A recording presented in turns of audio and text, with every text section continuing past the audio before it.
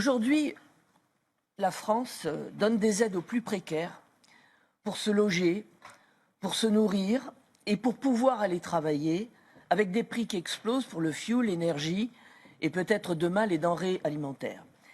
Et comme le problème de la politique du quoi qu'il en coûte, c'est qu'il sert toujours à sauver les grandes multinationales ou les grandes entreprises et que c'est toujours les plus modestes qui remboursent, selon la formule consacrée de M. Macron, ce pognon de dingue, autant dire que c'est ces derniers qui auront à subir une déflagration économique dévastatrice dont personne ne semble se soucier ou peut-être prendre la mesure.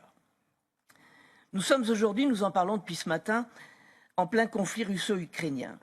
Après la crise de 2008, après la crise de l'euro, après la crise du Covid, la politique budgétaire d'austérité imposée par Bruxelles, dont nos dirigeants français, je vous le concède, s'appliquent à jouer les premiers de la classe depuis trop longtemps, le sort de nos compatriotes doit être notre priorité absolue.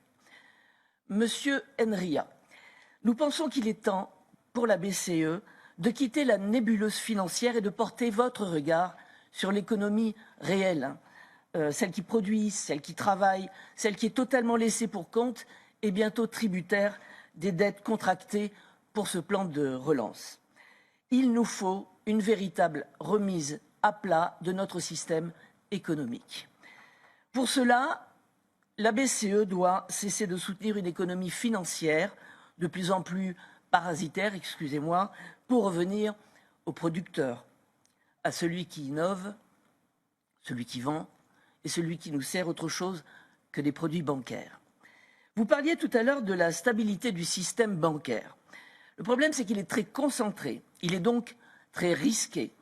Calculer son ampleur, donc, c'est bien, mais ne serait-il pas aussi judicieux ou raisonnable de veiller à le réduire?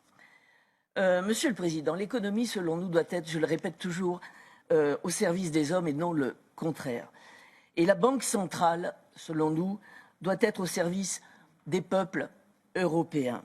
Et si nous devions porter une confiance dont vous parliez tout à l'heure, elle devrait s'appliquer sur ce principe. Je vous remercie.